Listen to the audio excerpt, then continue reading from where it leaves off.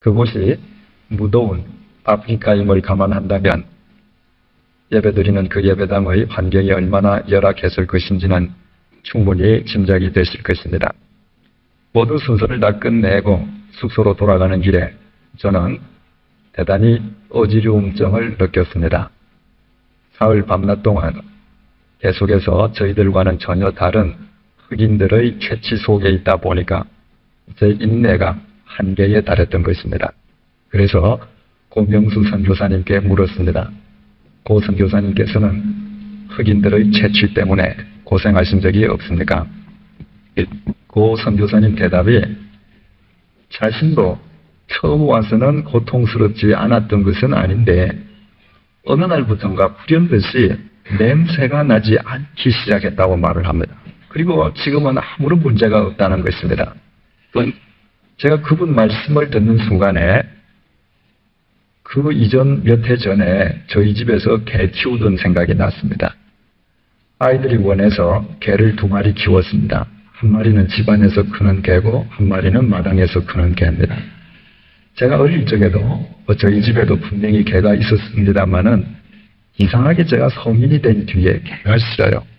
개 냄새가 싫은 겁니다. 그래서 집 안이나 밖에서 행여라도 개가 제게 와서 안기거나 제 몸을 스치게 되면 하루 종일 제 옷에서 역겨운 개의 노린내가 나는 것 같아서 고통스러워하곤 했습니다. 그러던 어느 날 이상한 사실을 제가 느끼게 되었습니다. 그토록 저를 괴롭히던 개 냄새가 안 난다고 하는 것입니다. 개를 안아주어도 개와 함께 놀아도 그토록 역겹던 냄새가 느껴지지를 않습니다. 그래서 그때 비로소 제가 생각을 했습니다. 아, 내가 정말 개를 사랑하는가 보다. 여러분, 누구를 사랑한다고 하는 것은 그 사람은 삶, 그 사람 모습 중에서 이것은 빼고 저것은 사랑한다. 그런 게 아니죠. 누구를 사랑한다고 하면 그 사람의 모든 것을 사랑하는 것입니다. 따라서 개를 사랑하는 사람은 개의 냄새도 좋게 여겨집니다. 역겹지 않습니다. 당연한 이치로 흑인을 사랑하는 고명수 선교사님에게는 흑인의 냄새도 좋은 것입니다. 역겹지 않은 것입니다. 그 사실이 연상됨과 동시에 제 스스로 흑인 사랑에 관한 한 나는 아직 멀어도 참 멀었다 자성하는 시간을 갖게 되었습니다. 지금 여러분들이 보도를 통해서 아시겠습니다마는 북아일랜드에서는 수백 년에 걸친 신구교도의 반목으로 인해서 연일 폭력 사태가 멈추지 않고 있습니다.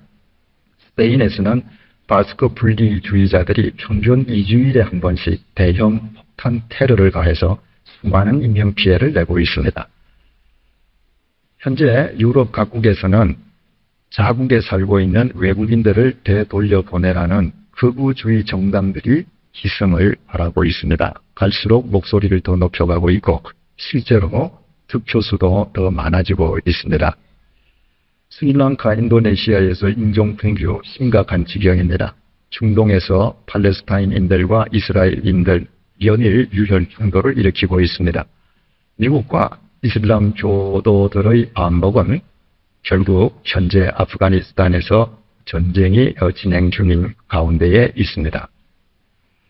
이 모든 것은 인간이 자신과 다른 사람들, 자신과 다른 모습의 사람들을 얼마나 받아들이기 어려워하는가, 인간의 배타성을 잘 보여주고 있습니다. 인간이 얼마나 자신과 조금이라도 다른 사람을 받아들이지 못하는가 하는 예를 굳이 다른 나라에서 찾을 이유가 없습니다. 우리는 늘 우리가 단일 민족이었던 것을 자랑하고 있습니다. 단일 민족이라고 하는 것은 조금만 거슬러 올라가면 다 형제, 자매입니다. 그런데 어떻습니까? 우리는 서로 다른 이데올로기 때문에 형제와 형제가 총뿌리를 맞대고 3년 동안 죽이는 싸움을 했습니다. 그 3년에 걸친 6.25 사변 기간 동안에 남한 측의 사상자가 무려 230만 명, 북한 측의 사상자가 292만 명, 총 522만 명이 죽거나 다쳤습니다. 당시 대한민국의 총 인구가 남북한 합쳐서 3천만 명이었던 데 비한다면 그 숫자가 얼마나 엄청난 숫자인지 알게 됩니다. 거기에다가 유엔군 사상자 15만 명, 중공군 사상자 270만 명, 90만 명을, 97만 명을 더하면 무려 그 숫자는 627만 명이 됩니다. 세계 모든 나라의 전사가 같은 민족이 싸웠던 전쟁치고 한국 동란이 가장 처참한 전쟁이었다고 기록하고 있는 이유는 바로 이 가공스러운 사상자의 숫자를 두고 하는 말입니다. 한국 사람들도 해외에 가서 굉장히 적응력이 좋습니다. 그러나 세계 어디에서든 적응하는 민족 중에서 가장 뛰어난 민족은 두말할 것도 없이 화교들입니다. 그들은 어디에 가든 그들이 종살이로 끌려갔든 어떠하든 상관없이 세월이 지나면 어김없이 집단을 이루고 사회적인 영향력을 행사하고 살아갑니다. 그 화교 사회가 유일하게 붕괴된 곳이 대한민국입니다. 연세 드신 분은 기억하시겠습니다만은 5.16이 일어나기 전까지 소공동, 지금 플라자 호텔 뒤 모두 화교 거리였습니다. 명동 달러시장 전부 다 화교들의 소유였습니다. 지금은 한 채도 화교의 소유가 없습니다. 완전하게 와해되었습니다. 우리나라 사람들이 얼마나 나와 다른 사람을 받아들이기 어려워하는지 좋은 예가 됩니다. 지금 현재 한국에서 소위 3기 업종, 한국 사람들이 꺼려하는 직종의 모든 일들은 제3국인들이 와서 하고 있습니다. 그 제3국인 노동자들이 한국 땅에서 바로 우리 동포에 의해서 얼마나 비인권적인 대접을 받고 있는지는 우리가 더 잘 알고 있습니다. 한 사업가가 방글라데시를 방문했을 때의 경험담입니다. 공항에서 나가서 택시를 타러 걸어가는데 누군가가 달려옵니다. 방글라데시 사람이에요. 얼굴이 검습니다. 그 사람이 오면서 귀에다 대고 한국 사람입니까? 그래서 그렇습니다. 그랬더니 귀 속에 무슨 뭐라고 살살 말을 했는데 내가 잘 못 알아들었는가? 그래서 뭐라고 말씀하셨습니까? 그랬더니 이 사람이 한국말로 내 너 찔러 죽일 거야 이랬습니다. 얼마나 섬뜩합니까? 이 사업가가 그 젊은 방글라데시 청년을 데리고 가서 밥을 사주면서 까닭을 물었습니다. 손가락이 3개가 없습니다. 서울 근교 공장에서 근무하다가 손가락이 잘렸습니다. 업주가 한 푼의 보상도 해주지 않고 대한민국의 불법 취업이라고 고발해서 쫓겨났습니다. 그 이후로 이 청년은 한국인만 보면 한 명은 내가 죽이리라. 그러다가 그 사업가를 만난 것입니다. 다행이었죠. 사업가가 지갑을 열어서 자기에게 있는 돈을 주고 그 마음을 어루만진 뒤에 보내주었다고 합니다. 한국인의 사회의 특성은 분열입니다. 교회라고 해서 예외가 아닙니다. 한국에 있는 교회는 물론이요, 해외에 있는 교회는 끊임없이 분열합니다. 어제까지만 해도 얼굴을 맞대고 잘 예배를 드리던 교우들이 그 다음날 아침에 너 나와 다른 사람이구나 확인하면 미련 없이 갈라섭니다. 여러분, 모든 인간들은 눈 둘, 코 하나, 귀 둘, 입 하나를 가지고 있습니다. 다 똑같습니다. 피부색이 어떠하든 상관없이 똑같은 외형을 갖고 있습니다. 틀린다면 채취가 틀리거나 문화와 언어가 틀리거나 역사가 틀리거나 이점이 틀릴 뿐입니다. 인간과 인간 사이에 다른 면보다는 공통적인 면이 훨씬 더 많습니다. 냉장을 3개 가지고 있는 사람은 세계 어디에도 없습니다. 그럼에도 불구하고 인간은 많은 공통점이 아닌 지극히 작은 차이점 몇 개 때문에 같은 인간을 받아들이지 못합니다. 수용하지 못합니다. 끊임없이 분열하고 다투고 반복합니다. 그렇다면 우리가 한번 생각을 해보십시다. 똑같은 인간을 조그마한 차이 때문에 수용하지 못한다면 인간과는 근본적으로 틀리신 하나님께서 인간을 받아들이신다라고 하는 것은 시남초 불가능하지 않겠습니까? 하나님께서는 창조자이신데 인간은 피조물에 지나지 않습니다. 하나님은 영원하신 분이신데 반해서 인간은 지극히 유한합니다. 한 줌의 차로 끝납니다. 하나님은 흠도 없이 티도 없이 거룩하신 분이신데 반해서 인간은 흉악한 죄의 냄새를 풍기는 죄인들입니다. 근본적으로 하나님과 인간은 동일할 수가 없습니다. 그렇다면 인간이 동일한 인간을 받아들이지 못하는 그 기준에서 본다면 하나님께서 인간을 받아주신다라고 하는 것은 절대로 있을 수 없는 일입니다. 하지만 같은 인간이 인간을 수용하지 못함에도 불구하고 인간과 근본적으로 다르신 하나님께서는 인간을 받아주십니다.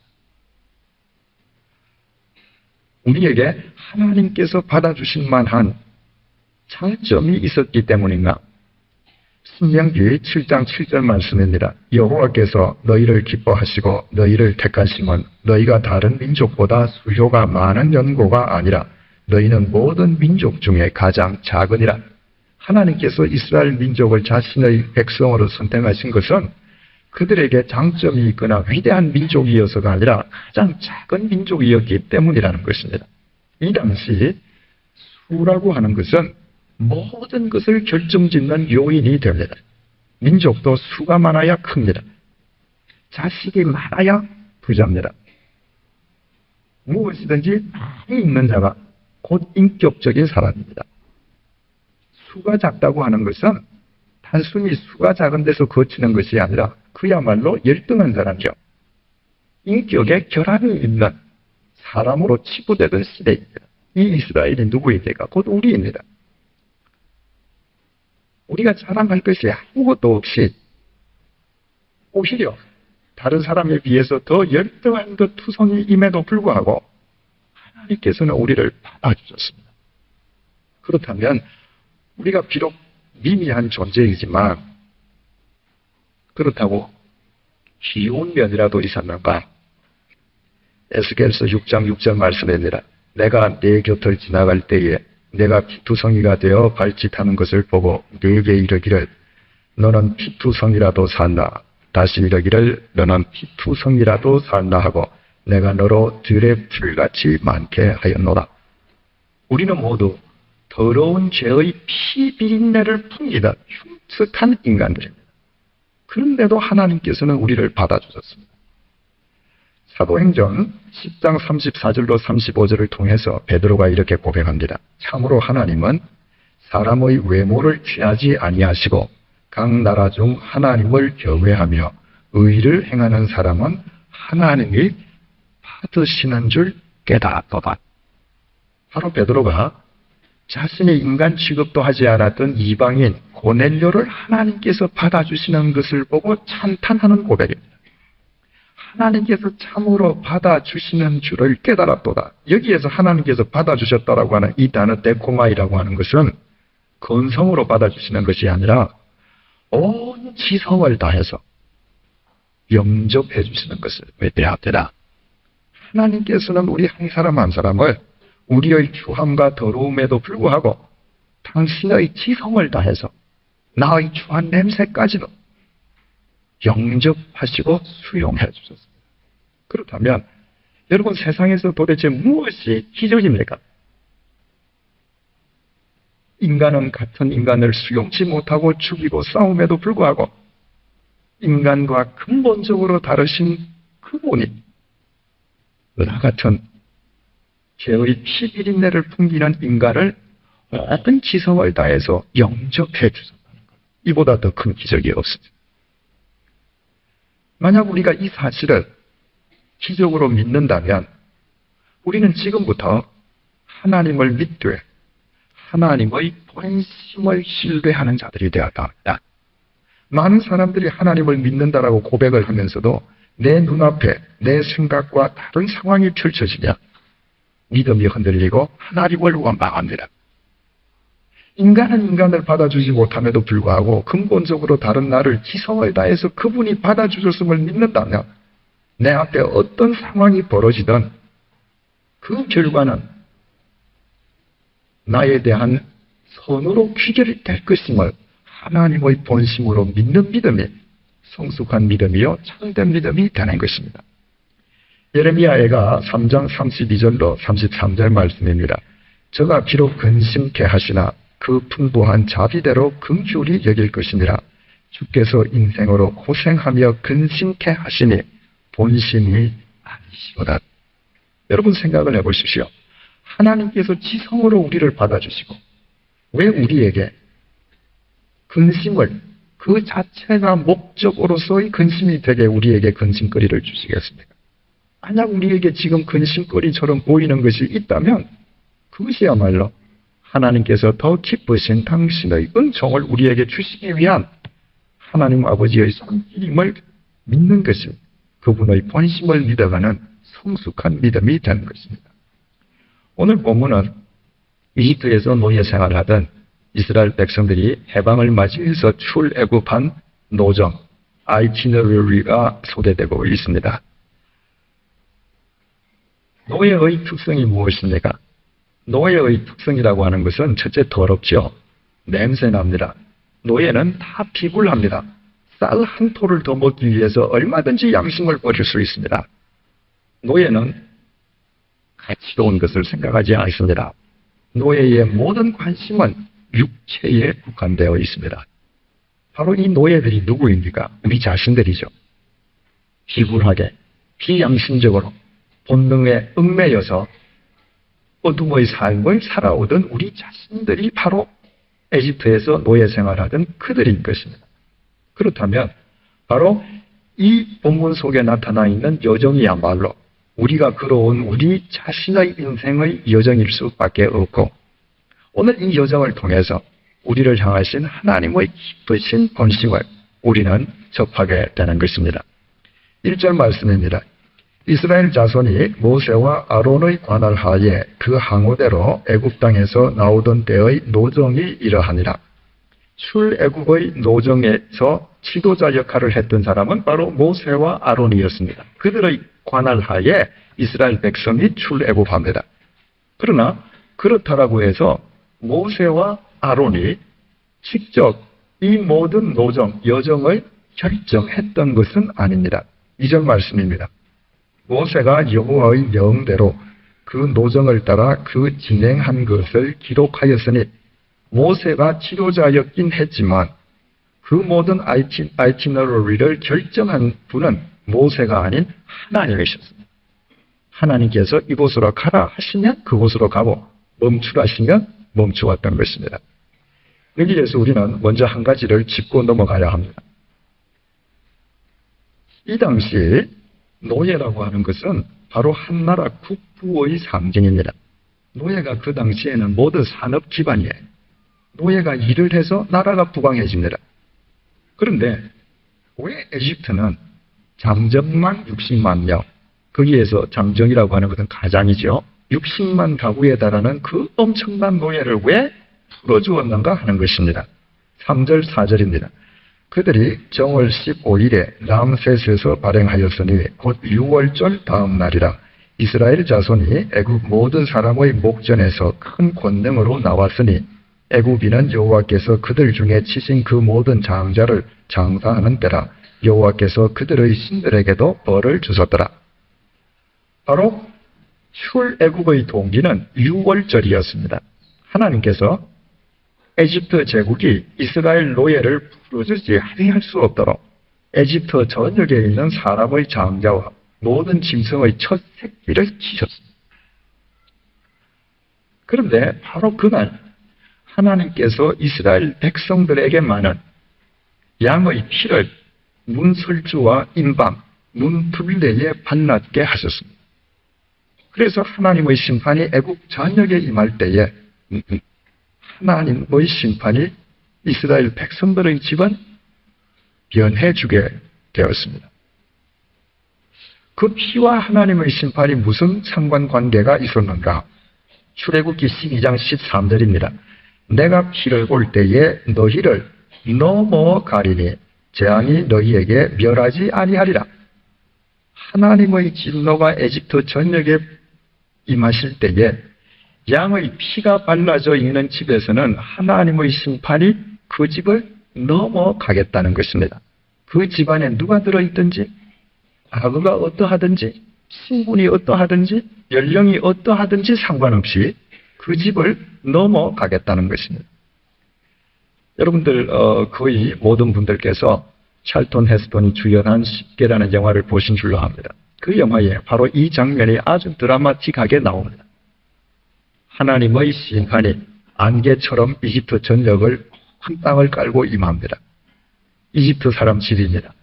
그러면 그 문틈으로 하나님의 심판이 임함과 동시에 집안에서 곡성이 들립니다. 장자나 짐승의 처새끼가 죽어갈 것입니다. 그런데 이스라엘 백성들의 집 앞에 가면 그 양의 피를 따라서 하나님의 심판이 넘어갔습니다. 6월절을 히브리 말로 페사흐라고 합니다. 페사흐라고 하는 이 말이 히브리 말 동사 파사흐, 넘어간다는 말에서 유래되었습니다. 6월절을 영어로는 패스오버라고 번역을 했습니다. 패스오버, 역시 넘어간다는 말입니다. 우리 성경은 유월절이라고 번역했습니다. 한자로 넘을 유자에 넘을 월자입니다. 바로 하나님의 심판이 이스라엘 백성들 집을 넘어갔던 유월절이 출애굽의 동기였다는 것을 일단 마음속에 두시고 우리 넘어가십시다. 5절부터 바로 이스라엘 백성들이 진행했던 노정이 상세하게 나타나 있습니다. 하나님께서 친히 이스라엘 백성들을 위해서 그 일정과 노정을 잡으시고 이끌어 가셨다면 우리의 상식으로는 어떻습니까? 그 노정은 최고의 노정이요. 가장 좋은 노정이요. 이 세상에서 남부러울 것이 없는 노정이어야 할 것입니다. 그런데 본문 14절이 이상하게도 이렇게 끝나고 있습니다. 알루스에서 발행하여 르비딤에 진쳤는데 거기는 백성의 마실 물이 없었더라. 어떻게 기록되어야 되겠습니까? 르비딤으로 갔는데 그곳에는 물이 철철 흘러 넘치더라. 이렇게 되어야 될 것 같은데 성경은 한 방울도 없었다고 기록하고 있습니다. 누가 끌어갔는데요? 하나님께서 끌어가셨습니다. 그리고 이 노정을 되돌아보면 전부 다 이상합니다. 5절에서 7절입니다. 이스라엘 자손이 람셋에서 발행하여 숫곳에 진쳤고 숫곳에서 발행하여 광야 끝 에담에 진쳤고 에담에서 발행하여 바알스본 앞 비아히롯으로 돌아서 믹돌 앞에 진쳤고 바로 이 믹돌 앞이라고 하는 곳이 어디냐 하면 홍해 앞입니다. 지금 이스라엘 진영 앞에는 폭 32km의 홍해가 가로막고 있습니다. 뒤에는 터진 광야입니다. 조금이라도 전략을 아는 사람이라면 한 민족을 절대로 이런 데로 끌고 가서 텐트를 치게 하지는 않습니다. 왜냐하면 뒤에서 적군이 쳐들어온다면 여기서는 몰살당하는 것입니다. 그런데 하나님께서는 이스라엘 백성들을 전혀 전략적 요충지가 될 수 없는 곳으로 인도해 가셨습니다. 11절 말씀입니다. 홍해가에서 발행하여 신광야에 진쳤고 신광야에 이르렀을 때는 마침 이스라엘 백성들이 출애굽할 때 지니고 갔던 양식 그리고 함께 동행했던 가축을 다 양식으로 먹고 먹을 식량이 딱 떨어졌을 때입니다. 그렇다면 신광야에 갔더니 젖과 꿀이 흘러 넘치더라 이렇게 되어야 될 것 같습니다. 그런데 출애굽기 보면 어떻습니까? 신광야에 갔는데 풀 한 폭이 쌀 한 톨도 없습니다. 굶어 죽어야 죽기 알맞은 땅입니다. 자 보십시오. 하나님께서 끌고 가셨는데 사람들이 몰살하는 곳이요. 사람들이 한 톨도 없이 굶어 죽을 수밖에 없는 땅이요. 갈증을 해간할 물 한 방울 없이 목말라 죽을 곳입니다. 만약에 우리가 여행사에 신청을 해서 가이드를 따라서 관광 투어를 갔는데 가는 데마다 이런 데가 나왔다. 이건 환불 소송 나고 그 가이드는 해봅니다. 그렇다면 하나님께서 이런 곳으로 이스라엘 백성들을 끌고 가신 것이 과연 이것이 실패한 노정입니까? 우리는 그렇지 아니하다는 사실을 잘 알고 있습니다. 왜 하나님께서 하필이면 이스라엘 백성들을 이처럼 엉뚱한 곳으로만 인도해 가셨습니까? 이런 노정으로 이스라엘 백성들을 인도해 가신 하나님의 본심이 도대체 무엇이었습니까? 무엇보다도 하나님 당신께서 어떤 분이신지를 이스라엘 백성들에게 교육시켜 주시기 위함이었습니다.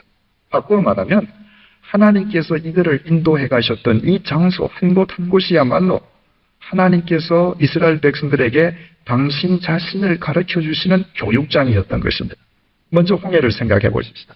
실제로 그 홍해 앞에 진을 치고 있을 때에 마음이 변심한 이집트의 파라오 왕이 전 이집트의 군대를 끌고 추격을 해옵니다.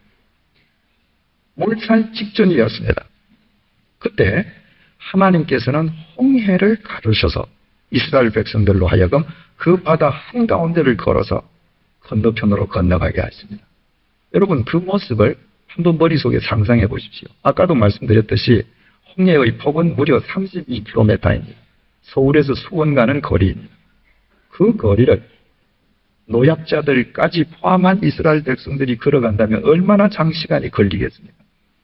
그 오랜 기간 동안 바다가 갈라져서 물병으로 서 있습니다. 여러분들 인천 앞바다에 썰물이 빠질 때에 보신 기억이 있으시죠? 어떻습니까? 썰물이 빠지면 갯벌이 나옵니다. 만약에 그와 같은 갯벌이 32km 연결이 되어 있다면 중간에서 다 주저앉아야 합니다.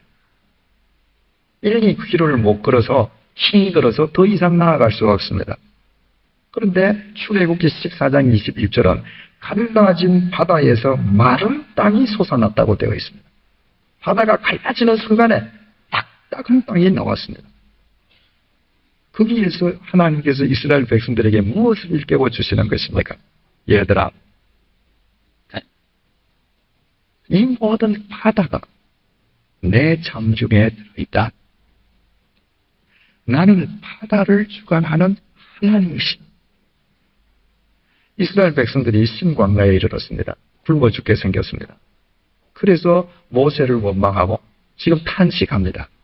그때 하나님께서 하늘 위에서 만나와 메추라기를 비처럼 내리게 해서 이스라엘 백성들을 먹이십니다. 그 먹을 것이 땅에서 솟아나지 않았습니다. 하늘에서 비처럼 내려왔습니다. 하나님께서 무엇을 일깨워 주시는 것입니까? 얘들아, 하늘도 내 손 안에 들어있다. 나는 바다뿐만 아니라 땅도 주관하는 여호와다. 르비딤으로 갔습니다. 말씀 무리 없습니다. 하나님께서 모세에게 너 지팡이를 떨어서 반석을 치라. 그래서 반석에서 생수가 터졌습니다. 한국 기독교인들에게 잘 알려져 있는 작가 김성일 선생이 쓴 희곡 중에 건너가게 하소서가 있습니다. 임동진 장로님이 그 희곡 속의 주인공 모세 역을 맡으시고 무대에 올려진 그 연극이 많은 사람들에게 감동을 주었습니다. 아마 해외 공연도 했던 것으로 알고 있습니다. 그 바로 모세가 이스라엘 백성들 데리고 가나안에 이르기까지 그 광야의 이야기를 극화한 것인데, 정말 은혜롭고 감동적인 그 연극에서 딱 한 군데 눈에 거슬리는 장면이 있습니다. 바로 이 장면이에요. 모세로 분한 임동진 장로님이 성경 말씀대로 지팡이를 들고 반석을 탁 쳤습니다. 그랬더니 그 연출가가 그 아주 사실적으로 연극을 꾸미기 위해서 반석을 지팡이로 치는 순간에 무대 한가운데에서 물이 솟아오르는데 물이 딱 한 줄기 쪼록 솟아오릅니다. 여러분 한번 생각해 보십시오.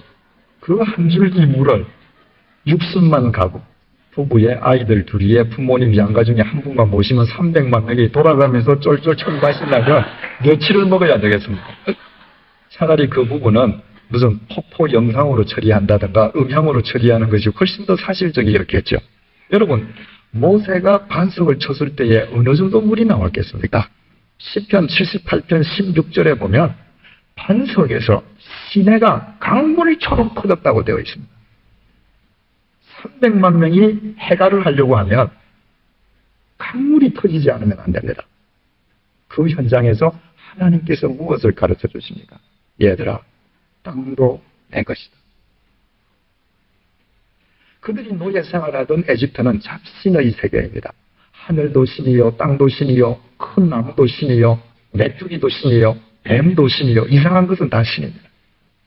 하나님께서는 이스라엘 백성들을 홍해로, 신광야로, 르비딤으로 이끌어 가시면서 나 여호와는 하늘과 바다와 땅, 이 우주를 주관하는 유일한 하나님이시다 가르쳐 주신 것입니다. 바로 그 하나님을 그들의 삶 속에서 생생하게 일깨워 주시기 위해서는 그 장소가 아니면 안 됩니다. 반드시 그 장소라야만 그 하나님을 만날 수 있는 것입니다. 그래서 하나님께서는 이스라엘 백성들에게 이런 노정을 허락하셨습니다. 그러나 이것이 하나님의 1차적인 본심일 수는 있을지언정 하나님께서 이스라엘 백성들을 이와 같은 노정으로 인도해 가신 궁극적인 본심일 수는 없습니다. 왜 그렇습니까? 세계에 많은 종교가 있는데 유일신을 믿고 표방하는 모든 종교는 자신들이 믿는 그 신이 하늘과 땅과 바다, 우주를 주관한다고 단기십니다. 회교도들 알라신이 우주를 주관하는 유일신이라고 믿지 않습니까? 그러므로 하나님께서 당신의 유일신임을 일깨워 주시기 위해서 이스라엘 백성들을 끌고 가신 것이 궁극적인 본심일 수는 없습니다. 그러면 하나님께서 이스라엘 백성들을 이곳으로 인도해 가셨던 것이 당신의 유일신 되심을 보여주신과 동시에 무엇을 보여주시기 위한 본심이었는가 하는 것입니다. 르비딤에 갔을 때 아까 말씀드렸듯이 하나님께서는 모세에게 반석을 지팡이로 쳐라 말씀하시니라. 그 하나님의 말씀이 기록되어 있는 출애굽기 17장 5절로 6절을 제가 읽겠습니다. 잘 들어보십시오.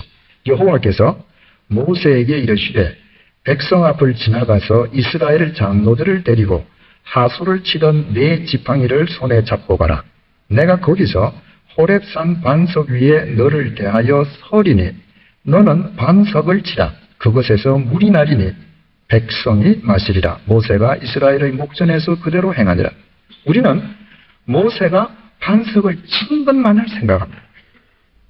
그런데 지금 이 상황 속에서 하나님께서 모세에게 뭐라고 말씀하십니까? 모세야, 내가 지정하는 반석으로 가라.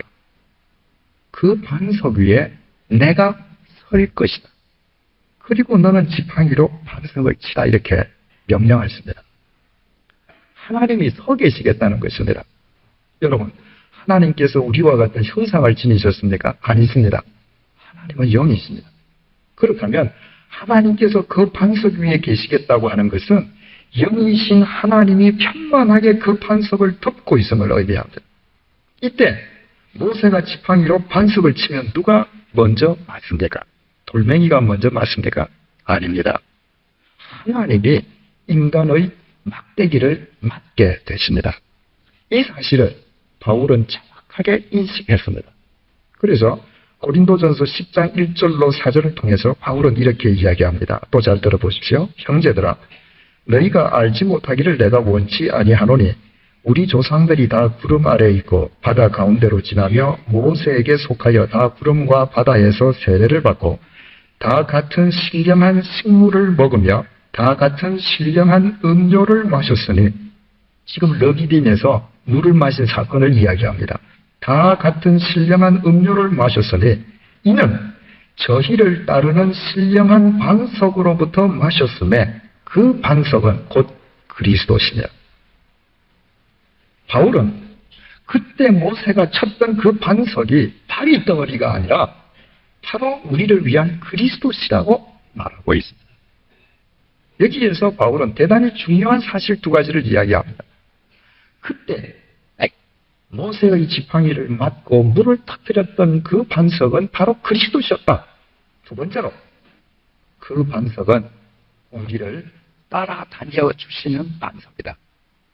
그러면 하나님께서 왜 이스라엘 백성들을 르비딤으로 데리고 가셨습니까? 그리고 왜 하나님께서 모세가 치는 지팡이를 맞아주십니까? 그때까지 모든 인간은, 신은 끊임없이 인간의 희생을 강요하는 비인격적인 신으로 알고 있었습니다. 그래서 자식도 바쳤습니다. 처녀도 바쳤습니다. 끊임없이 인간의 피를 즐겨하는 신입니다. 하나님께서는 이스라엘 백성들을 르비딤으로 부르시고, 얘들아, 나 여호와는 너희들의 피를 요구치 않는다. 나 여호와는 너희들의 희생을 요구치 않는다. 나 여호와는 너희들을 살려주기 위해서 내가 희생당해주는 하나님이시다. 그것을 이스라엘 백성들에게 보여주시기 위함이었던 것입니다. 인간을 위해서 희생당해 주시는 인격과 사랑의 여호와 하나님 뿐만 아니라 그 당시 모든 인간들은 신의 높은 곳에 있어서 이룰 수가 없습니다. 찾아갈 수가 없습니다. 그래서 찾아가려다가 포기합니다. 그런데 바로 우리의 반석 되시는 이 삼위일체 하나님께서는 내가 어느 곳을 가든 그 삶의 현장에 나와 함께 동행해 주시는 하나님이심을 이스라엘 백성들에게 일깨워 주시기 위해서 이와 같은 노정으로 이끌어 가셨던 것입니다. 바로 우리를 위해서 희생당해 주시는 인격적인 하나님, 우리와 함께 영원히 나의 삶의 현장을 따라다녀 주시는 하나님, 그 하나님을 우리가 르비딤에서 깨닫고 이스라엘 백성들을 인도하셨던 이 출애굽의 노정을 되돌아보면 그 모든 노정의 더 깊은 의미를 우리는 깨닫게 됩니다. 바로 출애굽의 동기는 유월절이라고 말씀드렸습니다. 이스라엘 백성들이 유월절에 양의 피를 발라서 문틀에 발라둠으로 이스라엘 전역에 임한 하나님의 심판이 패스오버 되었습니다. 바울은 고린도전서 5장 7절을 통해서 우리의 유월절 양, 곧 그리스도께서 희생이 되셨느니라. 바울은 십자가에서 못 박혀 돌아갔었던 예수 그리스도를 가리켜서 유월절 양이라고 부르고 있습니다. 왜 그렇습니까? 바로 예수 그리스도께서 십자가에 못 박혀 돌아가신 날이 유월절 절기가 시작되는 날이었기도 했지만 그보다는 예수 그리스도께서 십자가에서 당하신 그 고난의 의미가 바로 패스오버에 있었기 때문입니다. 모든 죄인은 하나님 앞에서 죽어야 합니다. 모든 죄인은 하나님의 법에 의해서 심판받아야 합니다. 그런데 예수 그리스도께서 우리를 대속해 주시기 위해서 당신이 십자가 위에서 벌을 받으셨습니다. 주님께서 가시관을 쓰시고 이마에서 붉은 피를 흘리셨습니다. 그래서 내가 예수 그리스도를 믿을 때, 예수 그리스도 안에 있을 때 내가 교묘하게 머리로 지었던 그 흉측한 모든 죄에 대한 하나님의 심판이 패스오버 되는 것입니다. 예수 그리스도께서 두 손에 못이 박히시고 피를 흘리십니다. 따라서 내가 예수 그리스도 안에 있을 때 내가 이 더러운 손으로 지었던 흉측한 죄에 대한 하나님의 심판으로부터 패스오버 받는 것입니다. 주님의 두 발에 못이 박히고 피를 흘리셨습니다. 고난을 당하셨습니다. 따라서 내가 예수 그리스도 안에 있을 때 그리스도인임에도 불구하고 내가 두 발로 걸어다니면서 안 가야 될 곳을 갔던 그 숱한 죄값이 하나님의 심판으로부터 패스오버 되는 것입니다. 로마 군병이 예수님의 옆구리를 찔러서 예수님께서 마지막 피와 물방울 한 방울까지 다 흘리셨습니다. 따라서 내가 그리스도 안에 있을 때 썩어질 이 몸뚱이로 지었던 모든 흉측한 죄에 대한 하나님의 진노가 그분의 피 때문에 패스오버 되는 것입니다. 그래서 바울은 그분을 가리켜서 유월절 양이라고 부릅니다. 바로 바꾸어 말하면 하나님께서 이집트의 노예 생활하시는 이스라엘 백성들을 대속해 주시기 위해서 하나님께서 친히 값을 치루어 주신 그 사건이 곧 유월절이었던 것입니다. 인간의 허물과 인간의 모든 죄가를 인간이 값을 치운 것이 아니라 하나님께서 당신의 희생으로 값을 치루어 주시는 것을 이스라엘 백성들에게 일깨워준 사건이 유월절이었습니다. 중요한 것은 우리를 살리시기 위해서 우리의 죄값을 치루어 주시기 위해서 성자 하나님께서 친히 제물이 되어서 고난을 받으셨기 때문에 그분이 죽음을 깨뜨리시고 영원히 살아나셨다고 하는 사실입니다. 우리는 흔히 신문을 통해서 이런 보도를 접하게 됩니다. 철길에서 어린아이가 철없이 놉니다. 갑자기 기차가 다가옵니다. 그때 어머니가 가서 아이를 던져내고 아이를 살리고 어머니는 장렬하게 죽습니다. 분명히 어머니가 아이의 생명을 위해서 자기의 생명으로 대속했습니다. 그런데 어떻습니까? 그 어머니는 죽은 것으로 끝나버렸습니다. 그래서 그 어머니가 생명을 버리고 구해내었음에도 불구하고 그 자식 역시 결국 죽습니다. 그러나 우리의 생명을 대속해주기 위해서 십자가 위에서 대신 고난당하시고 죽었었던 예수 그리스도께서는 성자 하나님이셨기 때문에 죽음을 깨뜨리시고 영원히 부활하실 수 있었던 것입니다. 그래서 유월절장이신 예수 그리스도는 하나님의 심판을 패스오버 해줄 뿐만 아니라 영원한 죽음으로부터 우리를 패스오버 해주심으로 우리에게 영원한 생명을 주시는 생명의 주가 되시는 것입니다. 홍해 사건을 다시 한번 되돌아봅니다. 왜 하나님께서 이스라엘 백성들을 홍해로 끌고 가셨습니까? 바다를 주관하시는 하나님이심을 일깨워주는 것 이외에 그 홍해 건너 속에 무슨 깊은 의미가 있습니까? 바울의 지적입니다. 고린도전서 10장 1절로 2절입니다. 형제들아, 너희가 알지 못하기를 내가 원치 아니하노니 우리 조상들이 다 구름 아래에 있고 바다 가운데로 지나며, 지금 홍해를 지나가는 것을 설명하는데 바울이 우리가 다 구름 아래에 있고 바다 가운데로 지나갔다 이렇게 설명합니다. 우리 조상들이 다 구름 아래에 있고 바다 가운데로 지나며 모세에게 속하여 다 구름과 바다에서 세례를 받고. 여러분, 출애굽기를 아무리 뒤져보십시오. 홍해가 갈라졌을 때 이스라엘 백성들이 홍해를 건너가면서 세례를 베풀었다는 구절이 단 한 구절도 없습니다. 그게 언제 모세가 하나님을 믿노죠? 서약받은 적이 있습니다. 그런데 바울은 그날 그 홍해를 지나간 것이 곧 세례를 받은 것이라고 성경에 기록하고 있습니다. 세례와 관련된 재미있는 얘기가 있습니다. 한 동네에 장로교 목사하고 신내교 목사가 아주 친하게 친형제처럼 지냈습니다. 그런데 어느 날 이 두 목사님이 대판으로 싸웠습니다. 그 이유는 신내교 목사님이 장로교 목사님을 긁었거든요. 아니, 물속에 들어가서 푹 담궈야 그게 진짜 칭례를 해야 세례지, 그 머리에 몇 방울 물 뿌리고 그게 세례라니까 그게 말이 되느냐고요. 그 이제 싸웠습니다. 대화를 잘 들어보십시오. 먼저 장로교 목사 말입니다. 아니, 성경 어디에 반드시 칭례여야 한다는 말이 있습니까? 왜 성경에 없습니까? 예수님께서도 세례를 받으러 요단강에 내려가셨다고 성경이 증거하고 있지 않습니까? 내려가셨다는 것은 물속에 잠기셨다는 말 아닙니까? 성경대로 해야지요. 성경대로요. 좋습니다. 성경대로 합시다. 그럼 침례교는 성경대로 요단강에 가서 침례를 하지 않고 왜 목욕탕에서 합니까? 성경 어디에 목욕탕에서 침례를 하라고 되어 있습니까? 성경대로 하자면서요. 성경대로요. 요단강까지 간 형편이 안 되니까 하다못해 목욕탕 안에서라도 물속에 잠겨야지요. 세례란 말의 뜻이 뭡니까? 밥티도라는 단어 자체가 물속에 잠긴다는 뜻 아닙니까? 좋습니다. 그럼 제가 묻는 말에 대답해 보십시오. 자꾸 몸이 물에 잠겨야 한다는데 침례교에서는 침례를 줄 때 도대체 어디까지 잠긴다는 말입니까? 무릎까지 잠깁니까? 아니요. 그렇다면 허리까지 잠깁니까? 아니요. 그럼 목까지입니까? 아니요. 아니, 이것도 저것도 모두 아니라면 대체 어디까지 잠긴다는 말입니까? 물론 머리까지지요. 분명히 머리까지지요. 그렇다니까요. 이것 보세요. 그러니까 우리 장로교도 머리 위에 물을 뿌리잖아요.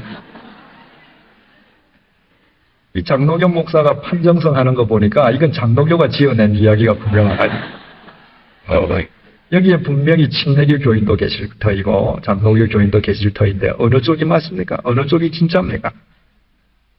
성경에 보면 예수 그리스도께서 요단강 속에 침례를 하셨죠. 빌립 집사가 에디오피아 내시에게 세례를 줄 때도 못가에 내려가서 침례를 주었다고 되어 있습니다. 그런가 하면 빌립보 감옥에서 회심한 간수에게 바울이 세례를 줄 때 그 감옥에는 강이나 못이 있을 수가 없습니다. 그때는 분명히 세례죠. 물론 이것을 그때 강으로 데리고 나가서 침례를 주고 왔다고 억지 해석을 할 수 있지만 그건 성경에 없습니다.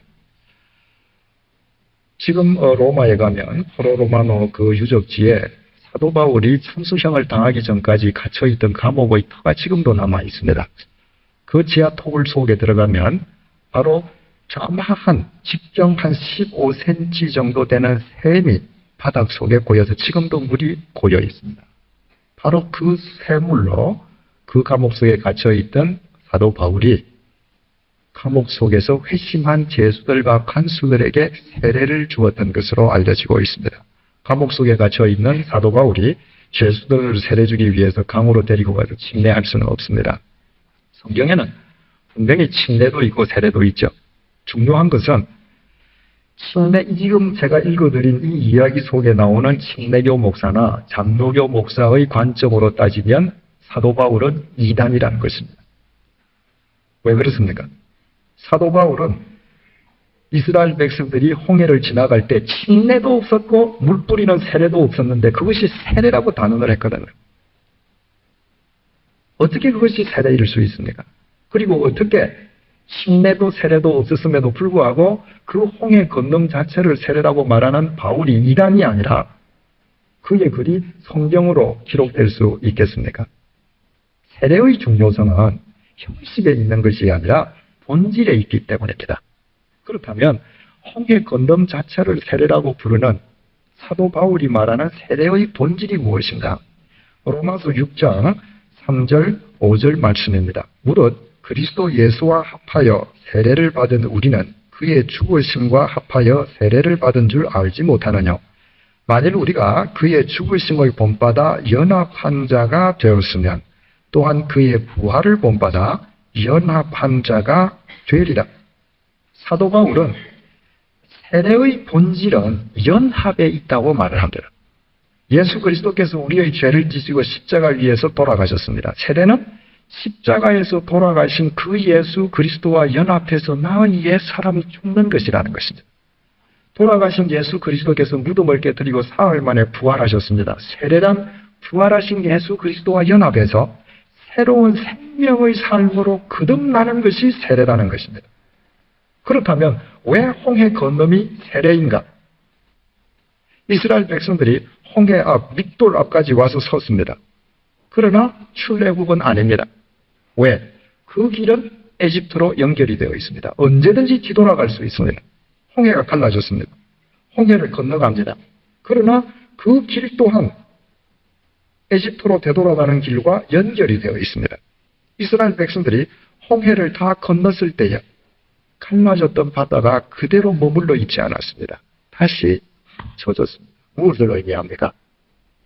어둠과 죄악의 노예된 삶을 살았던 옛날로 되돌아가는 길이 없어졌습니다. 옛 삶과 단절입니다. 남아있는 것이 있다면 오직 영원한 하나님과 가나안을 향한 새로운 동행의 길밖에 없습니다. 그래서 바울은 그것이 세례라고 단언하는 것입니다.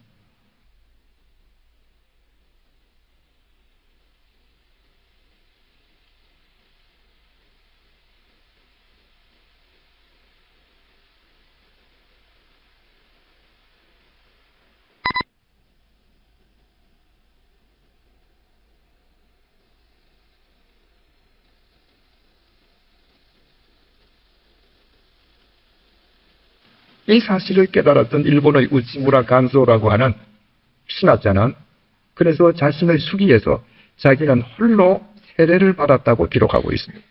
하늘에서 비가 떨어지는 날 하나님께서 내려주시는 그 비를 맞으면서 하나님, 나는 지금부터 잡신을 섬기던 나의 옛 삶을 단정합니다. 그리스도 안에서 이제 하나님과만 동행하는 새로운 그리스도인으로 거듭납니다. 그래서 자신은 세례교인이 되었다고 이야기합니다. 여러분들이 침례를 받았건 세례를 받았건 상관없이 여러분들이 옛 삶을 단절하고 있지 못하다면 여러분은 세례교인이 아닙니다. 여러분이 그 어떤 형식의 세례를 받지 아니했다 할지라도 여러분의 삶이 옛 삶의 단절과 새로운 삶의 시작을 이루고 있다면 사도 바울이 말하는 바와 같이 여러분들은 세례교인과 동일한 것입니다.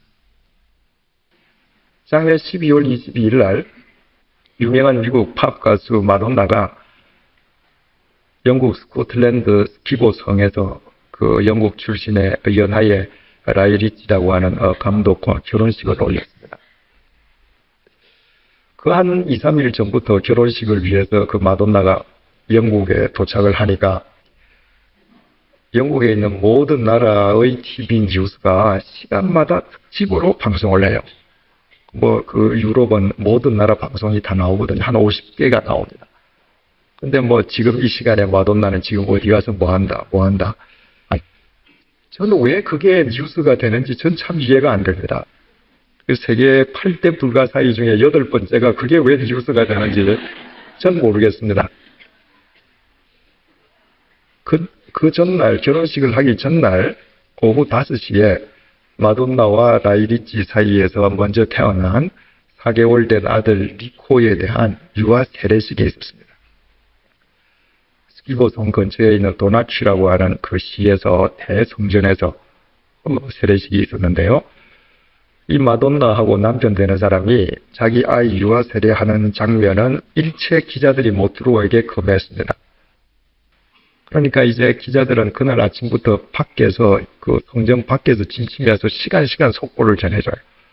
그리고 낮에 이제 그 출입이 금해지기 전에 들어가서 그 도나치 대예배당의 여목사님과 인터뷰를 해서 방영을 해줬습니다. 그 이제 세례를 집전할 여목사님이세요. 그 여목사님은 분명히 모범 답안을 이야기했습니다. 핏덩이인 어린아이는 자기의 입으로 의지로 신앙을 고백할 수 없기 때문에 유아 세례라고 하는 것은 아이를 대신한 부모의 신앙 고백으로 세례를 주는 것이다.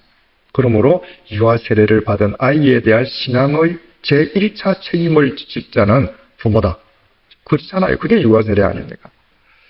오후 5시가 조금 지나서 다시 텔레비를 켰더니 그게 또 마돈나가 또 뉴스의 첫머리였습니다. 그 유아 세례를 끝내고 나서 마돈나가 먼저 성전에서 나오고 남편이 4개월 된 아이를 안고 나왔습니다. 그러니까 매스컴은 다 이제 철책 밖에서 그 모양을 비춰주라고 합니다. 저는 지금까지도 마돈나의 노래를 한 번도 들어본 적이 없습니다. 그런데 그 순간에 마돈나가 불쌍해 보였습니다. 여러분 한번 생각을 해보십시오. 자신의 과거와 어떠했던 상관없이 자기 몸에서 태어난 자식을 사랑치 않을 부모가 어디에 있습니까? 자기의 행실과는 상관없이 그 부모 역시도 자기 자식이 사랑스러우기 때문에 새부터 받게 하려고 하지 않았겠습니까? 제가 그 여인의 얼굴을 화면에서 보면서 하나님께 이렇게 기도드렸습니다. 하나님, 저 여인이 이제껏 어떤 삶을 살았든지 상관없이 지금부터 홍해 이편에서 저편으로 건너가는 삶을 살게 해주십시오. 그 부모가 건너가는 삶을 살지 않고 자식에게 유아 세례를 100번을 행한다 한들 그것은 세상을 향한 공연 이상일 수는 없습니다. 여러분, 우리가 어떤 세례를 받았느냐 전혀 중요하지 않습니다. 우리는 홍해 이편에서 저편으로 건너가는 자가 되어야 합니다. 그것을 친히 일깨워 주시기 위해서 하나님께서는 이스라엘 백성들을 홍해로 데리고 가시고 도회하게 하셨던 것입니다. 내가 하나님을 위해 사는 삶을 선택한다고 생각합니다. 아닙니다. 그 이전에 하나님의 피택이 먼저 있었습니다. 마치 이스라엘에서 노예 생활하는 이스라엘 백성에 대한 하나님의 피택이 먼저 임했던 것처럼 하나님의 피택이 먼저 있었습니다. 제가 스위스 바젤에 갔을 때 그곳에 있는 목사님과 함께 그 잘 알려져 있는 드라이 렌데르 에케라는 데를 가보기로 했습니다. 그건 말 그대로 새 땅 꼭지점이다 이런 말입니다. 그러니까 독일과 프랑스와 스위스의 국경이 딱 한 지점에서 만나는 지점이 있습니다. 뉴질랜드는 국경이 없잖아요. 그런데 다른 대륙에 있는 나라들이 국경이 여러 나라와 국경이 있지만 세 나라의 국경이 한 점에서 만나는 것은 흔치 않거든요. 그래서 그게 잘 알려진 관광 명소입니다. 원래 김 목사님하고 저하고는 전차를 타고 가기로 되어 있었는데 그 사실을 알게 된 한 여집사님 두 분이 당신들께서 집으로 가시는 길에 우리를 그 지점에 데려다 주시겠답니다. 그 두 분은 병원에서 근무하시는 분이신데 그 전날 야근을 하시고 이제 그날 집으로 빨리 돌아가시는 길에 슈퍼에서 무를 사서 김치를 담글 계획을 갖고 계시는 분이었습니다. 그분들 차를 타고 드라일랜데르 에케를 갔더니 제가 생각했던 것처럼 땅 위에 있는 점이 아니고 그 점이 강 한가운데에 있어요.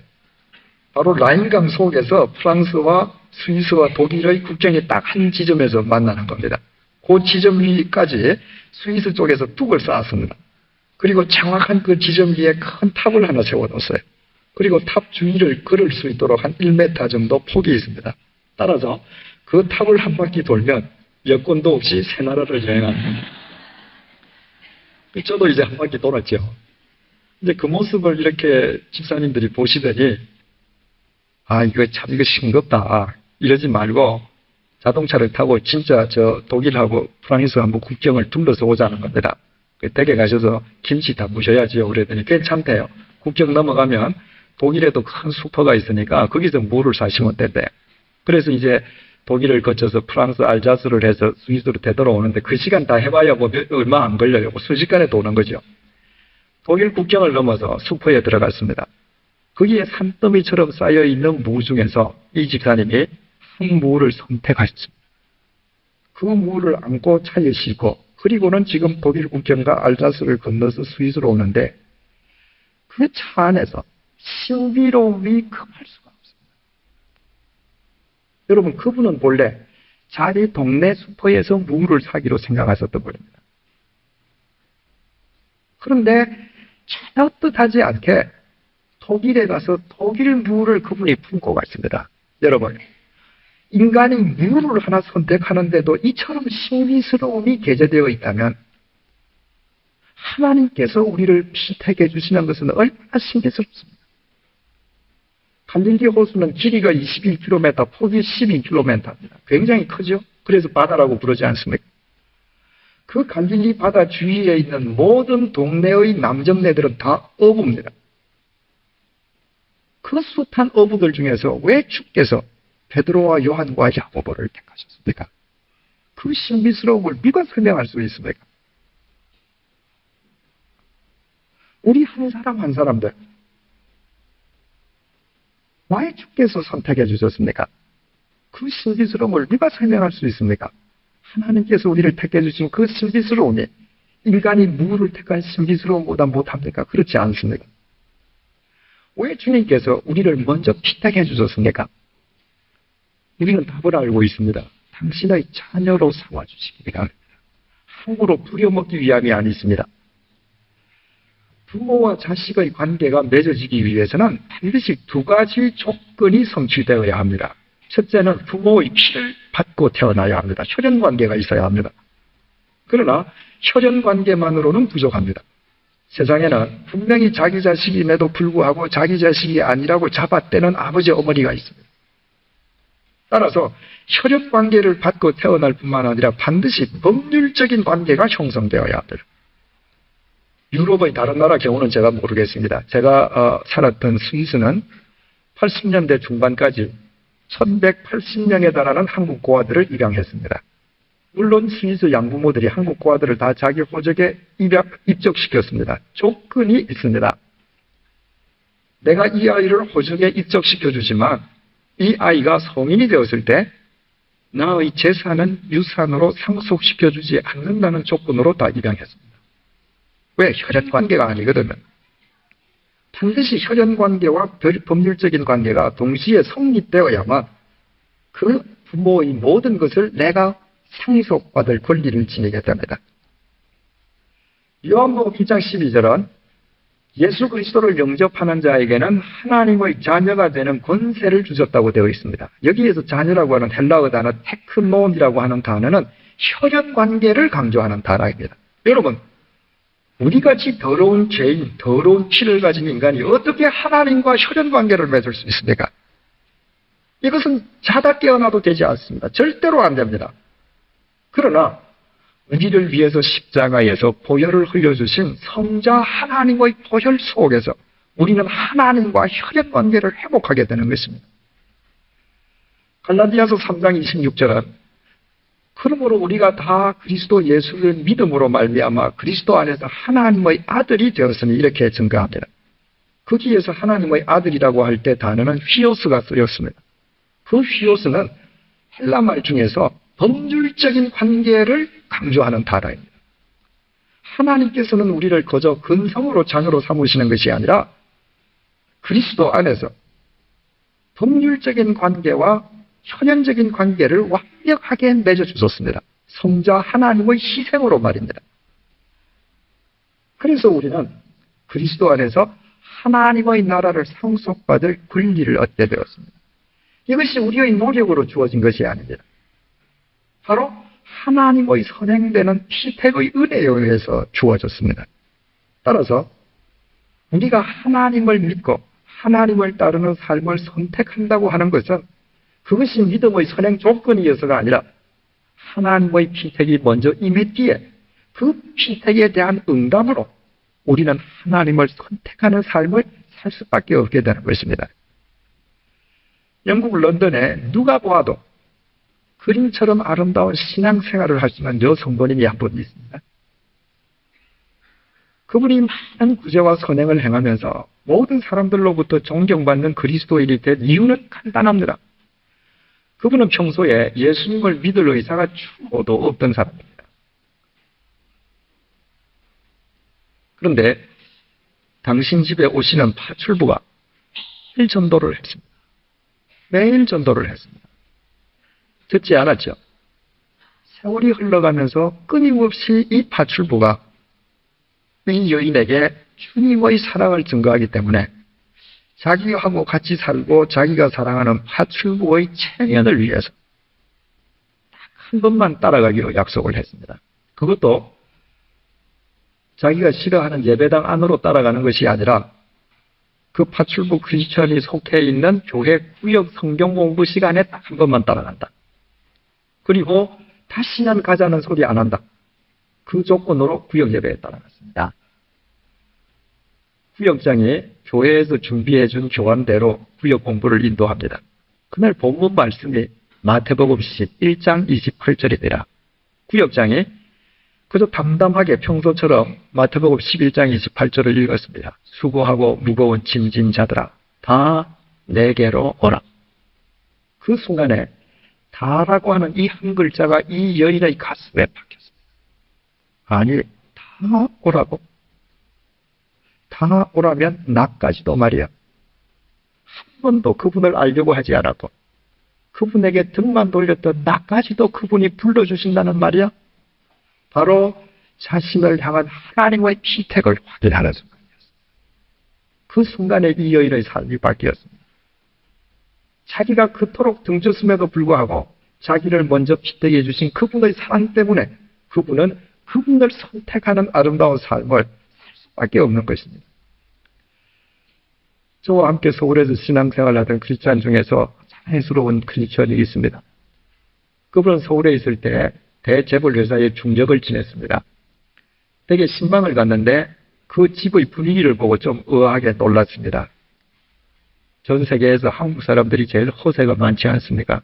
한국 문화라고 하면 청년 문화지 않습니까? 그래서 나이가 몇 살이 되면 자동차는 어느 정도 크기를 타야 하고 사회적인 지위가 어떻게 되면 아파트 평수는 몇 평이라고 해야 되고 이런 허세가 있습니다. 그런데 대재벌 회사의 중역이었음에도 불구하고 이 아파트였습니다. 예배가 다 끝난 뒤에 그 집사님이 제게 이렇게 얘기했습니다. 목사님, 제가 마음만 먹으면 이거보다 훨씬 큰 아파트에서 살 수 있습니다. 1년에 제가 결제해서 전결로 지불되는 금액이 수백억 원입니다. 그 금액에서 리베이트만 챙기면 돈 버는 것은 굉장히 쉽습니다. 그러나 이 조그만 집에서 제 사랑하는 식구들과 더불어 신앙의 양심을 지키고 살아가는 것이 훨씬 행복합니다.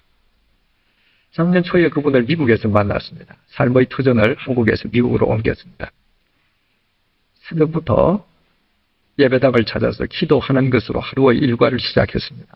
그분이 저를 만나자 이런 이야기를 했습니다. 목사님, 제가 서울에 있을 때는 제가 제 자신을 위해서 다 쓰고 남은 짜투리 시간을 조금 하나님께 드리고 생색을 내곤 했습니다. 그런데 여기에서는 저의 가장 귀한 시간을 하나님께 드리려고 애쓰면서 삽니다. 그리고 지금 삶이 훨씬 보람됩니다. 그분이 왜 그런 삶을 사는가? 이유는 간단합니다. 한 번도 하나님을 알려고 하지 아니하였음에도 불구하고 그분의 피택이 자신을 구원해 주셨기에 그 응답으로 그와 같은 삶을 살아가는 것입니다. 저 역시 마찬가지입니다. 여러분, 저는 참으로 비도덕적인 삶을 살았습니다. 비윤리적인 인간이었습니다. 저는 제 젊은 시절에 대해서 자랑할 것이 하나도 없습니다. 그럼에도 불구하고 그분의 피택이 제게 임했습니다. 그리고 한 줌의 제가 되는 삶이 아니라 그분과 함께 영원히 통하는 삶을 가르쳐 주셨습니다. 그래서 저 역시도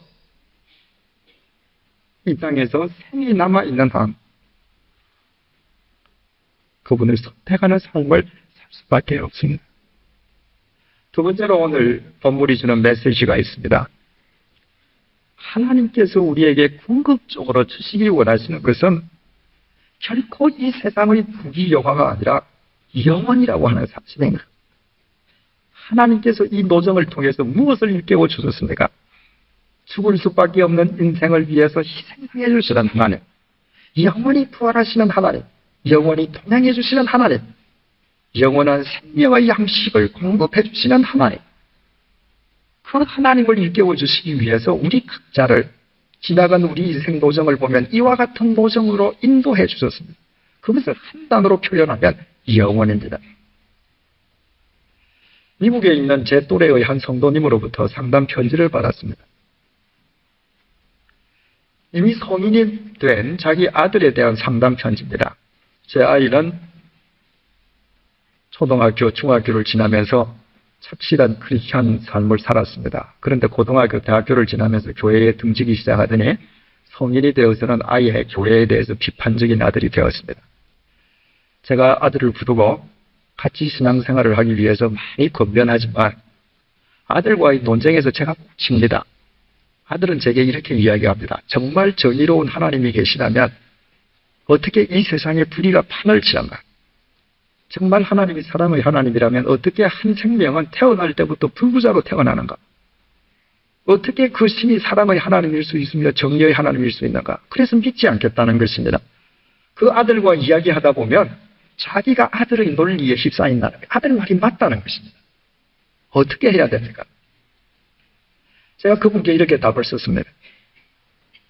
만약에 우리가 이 세상을 70년, 80년 살고 이 세상에서 우리의 호흡이 끊어지는 것으로 모든 것이 끝난다면 아드님의 말이 맞습니다. 우리는 하나님을 믿을 필요가 없습니다. 우리는 사기를 치든 거짓을 행하든 더 많이 벌고 더 출세하면 됩니다. 그러나 만약에 이 세상이 모든 것이 아니라 그 너머에 새로운 삶이 있다면 아드님의 말은 틀렸습니다.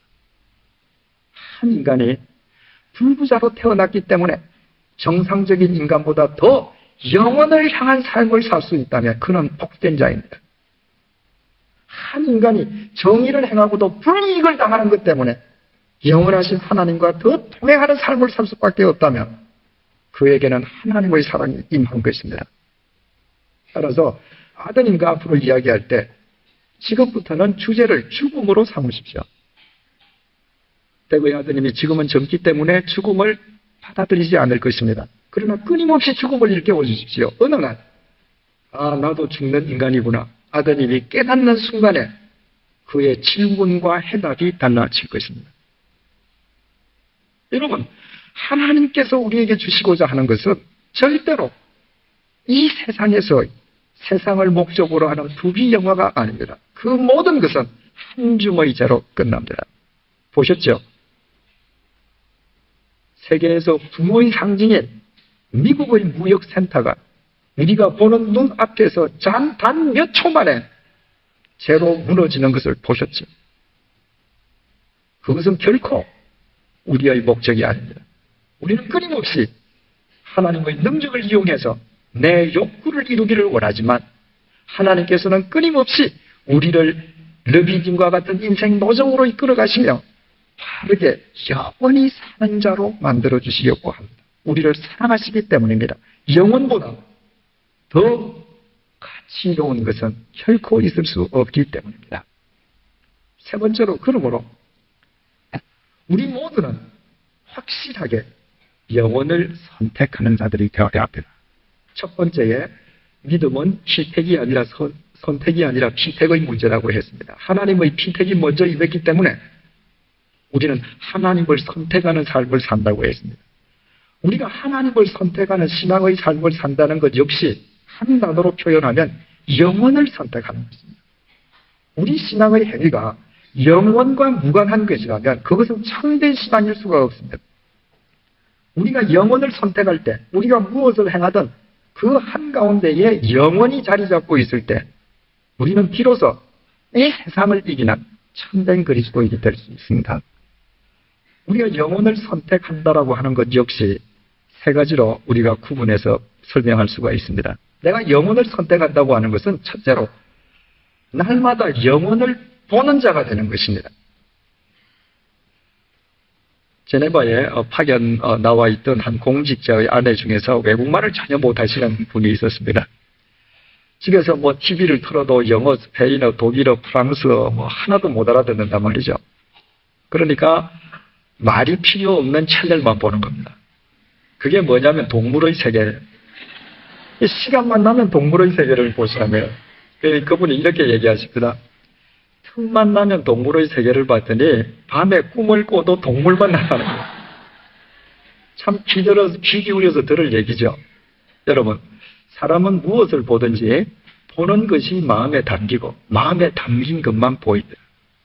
제가 예전에 사업할 때 한참 술에 취해 쩔어 살 때는요, 어느 도시를 가도 술집 간판만 보여요.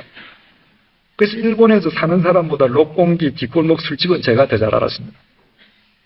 한동안은 믿음으로 끄는 게 아니라 건강상 이 술, 담배를 한번 끊어볼까 이런 적이 있습니다. 그때 그 한국에 전 세계적으로 일본에서부터 전자오락이 막 유행을 했습니다. 그때 일본에 가면 전자오락 간판 뿅뿅뿅 소리만 들리는 거예요. 보는 것이 담기고 담긴 것이 보여집니다. 내가 영혼을 선택한다고 하는 것은 날마다 영혼을 보는 자가 됩니다.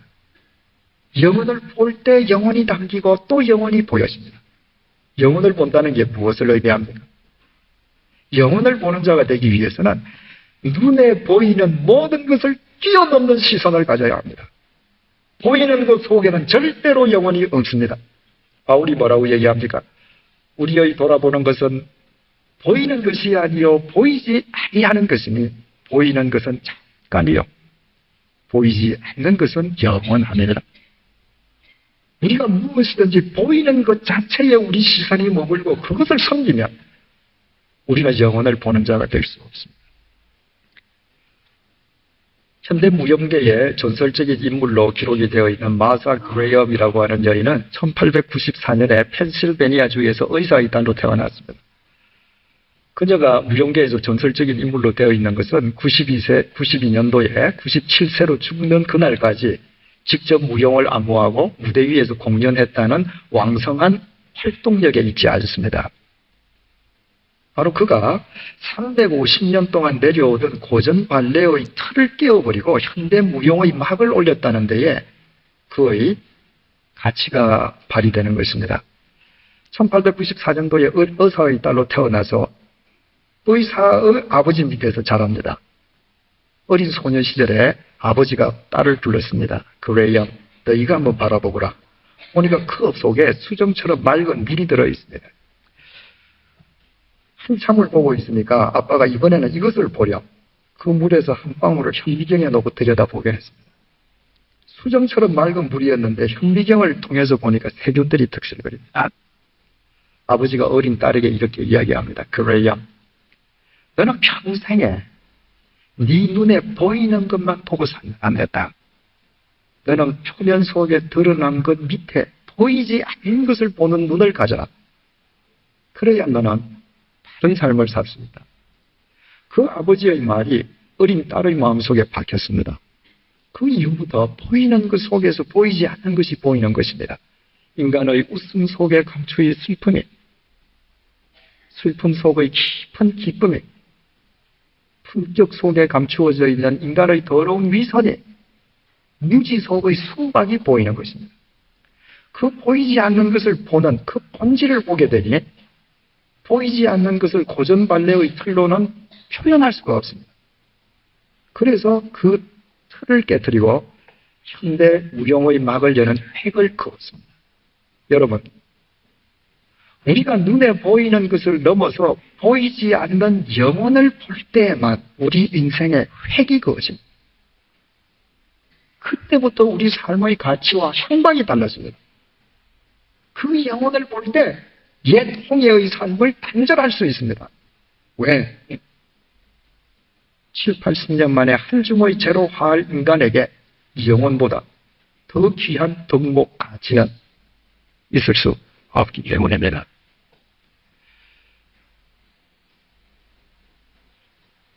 터키는 모든 성경의 역사가 그대로 보존되어 있습니다. 사도 바울이 1, 2차 선교 여행을 통해서 발이 닳도록 다녔던 곳, 사도 요한이 아시아에 세웠던 7교회 다 있습니다. 그러나 거기에 찾아가 보면 정말 은혜를 얻게 되는 것은 그 유적이 남아있기 때문이 아니라 모두 폐허가 되었기 때문입니다. 하나님은 그 모든 유적을 통해서 우리에게 분명히 한 가지의 메시지를 주십니다. 끊임없이 보이는 것을 추구하고 짓는 인간, 보이지 않는 영혼을 보여주시기 위해서 인간이 지은 것을 끊임없이 허물어 버리시는 하나님, 보이지 않는 영혼을 볼 때에만 삶의 새로운 획이 그어집니다. 우리가 영혼을 선택한다고 하는 것은 두 번째로 영혼을 심는 자가 됩니다. 바라보는 것으로 그쳐서는 안 됩니다. 내 삶 속에 영혼을 심는 자가 되어야 합니다. 갈라디아서 6장 7절 말씀입니다. 스스로 속이지 말라. 하나님은 만홀히 여김을 받지 아니하시나니 사람이 무엇으로 심든지 그대로 거두리라. 요즘은 통신이 발달되어 있기 때문에 선주가 배를 띄워도 배가 어디에 있는지 다 압니다. 언제 몇 월 며칠 날 몇 시에 입항할 것까지 그 시간까지 정확히 알지 않습니까? 그런데 옛날에 선주들은 통신이 발달되어 있지 않았기 때문에 배가 떠날 때 선장이 대개 약속을 합니다. 이번에 나가서는 3달 후에 돌아오겠습니다. 그러면 그 즈음이 임박하면 선장은 매일 항구에 나가서 자기 배가 들어오기를 기다리는 것입니다. 그런데 여러분, 모든 선주가 자기 배가 귀향하기를 항구에서 기다린다고 해서 배도 띄워보내지 않은 사람이 같이 옆에서 가만히 기다린다. 뭐가 들어옵니까? 정신 나간 사람이죠. 배를 띄워보낸 배가 되돌아오는 것입니다. 심지 않은 것을 거두는 법은 없습니다. 내가 영혼을 선택한다는 것은 영혼의 열매를 내 삶 속에서 거두어가는 것이고 그것은 심을 때만 가능합니다. 우리가 어떻게 영혼을 심을 수 있는가? 영혼을 보는 자이기 때문에 가능합니다. 내가 영혼을 보는 자이기 때문에 이 세상이 아무리 불의해도, 이 세상이 아무리 혼돈해도 나는 영혼을 심을 수 있습니다. 왜? 영혼 속에서 반드시 열매가 맺어질 것을 영혼의 눈으로 보기 때문입니다. 여러분, 사도 바울이 로마의 토굴 속에 갇혀서 천수령을 당하여서 죽기 전에 도대체 그 당대에 몇 사람이나 사도 바울의 말을 듣고 로마에서 예수를 믿었겠습니까? 사도행전의 기록을 아무리 둘러봐도 거기에 있던 유대인들을 제외한다면 로마 사람으로서는 로마 감옥 속에 같이 갇혀있던 죄수, 간수들 이외에는 없습니다. 그런데도 사도 바울은 오늘날 목회학적인 관점에서 보면 실패한 목회자임에도 불구하고 그 감옥에서 영혼을 심는 것을 포기치 않았습니다. 왜? 영혼을 보는 자이기 때문에 비록 로마의 감옥 속에서 망정 영혼을 뿌릴 때 영혼 속에서 하나님이 거두실 것을 믿었기 때문입니다. 그리고 그의 사후 300년이 지나서 그가 믿었던 대로 로마 제국은 뒤집어졌습니다. 그는 영원하신 하나님의 품 속에서 그 결과를 보아들인 것입니다. 우리는 영혼을 보는 자이기 때문에 우리는 영혼을 심는 자이어야 하고 그때 우리는 이 시대가 혼탁하다 할지라도 우리는 소망을 갖게 됩니다.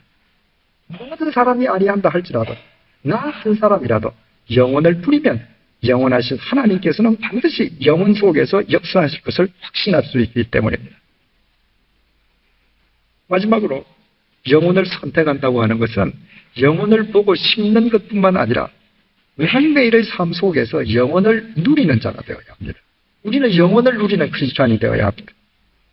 영혼을 누린다라고 하는 것 역시 3가지로 간단하게 표현할 수 있습니다. 첫째로 영혼을 누린다라고 하는 것은 자유를 누리는 것입니다. 내가 영혼을 소유하고 있을 때에만 이 세상의 모든 쓸데없는 유혹으로부터 자유함을 얻게 됩니다. 10,000원을 가지고 있는 사람은 야, 너 1원 줄게 거짓말해라 안 하죠. 10만 원 가진 사람에게 100원 줄게 가서 사기 좀 치고 가라 안 합니다.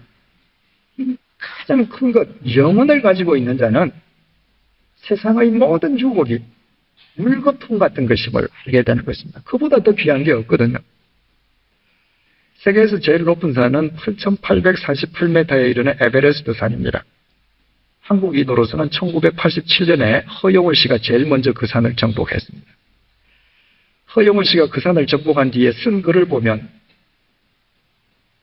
매우 의미심장한 구절이 들어있습니다. 8,700m 지점에 다다랐을 때입니다. 이제 148m 남았습니다. 그러나 생각을 해보십시오. 그 빙벽을 타고 올라간다고 하면 148m가 몇 시간의 코스입니다.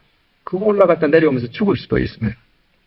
그런데 8,700m에서 잠시 숨을 돌이키는데 셰르파 아시죠? 그 등산자 옆에서 짐 들고 같이 올라가는 조수 역할을 하는 사람입니다.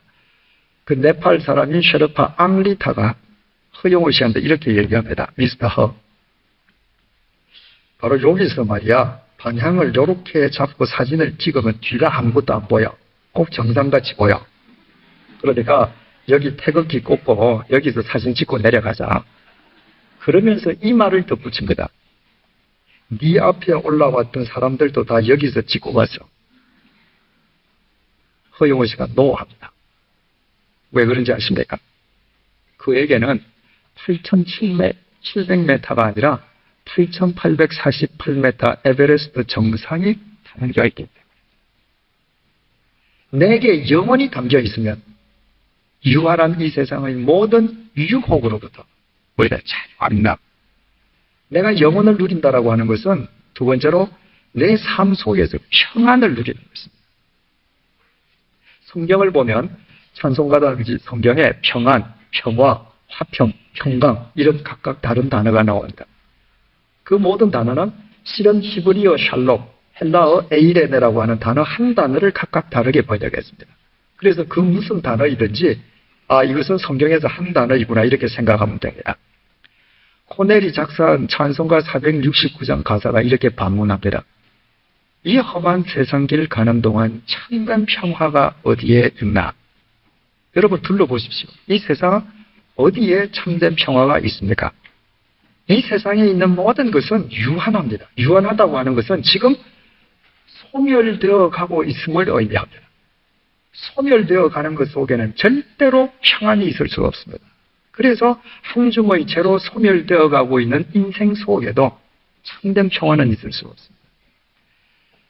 1973년도에 미국의 헨리 키신저 국무장관과 월맹의 레디토가 월남 반도의 평화 정착을 위해서 기여한 공로로 노벨 평화상을 공동 수상하는 선정자로 지명이 되었습니다.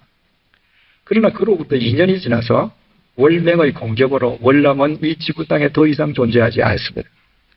94년도에 당시 이스라엘 수상이었던 라빈, 외상이었던 페레스, 그리고 피엘로 의장이었던 알라파트는 역시 중동 지역의 평화를 위해서 헌신한 노력으로 공동 노벨 평화상을 수상했습니다. 그러나 라빈 수상은 그 다음 해에 암살당해서 죽었고 오늘날 이스라엘은 매일 팔레스타인군의 유혈 참극을 벌이고 있습니다. 작년에 노벨 평화상은 우리나라 김대중 대통령께서 수상을 하셨습니다.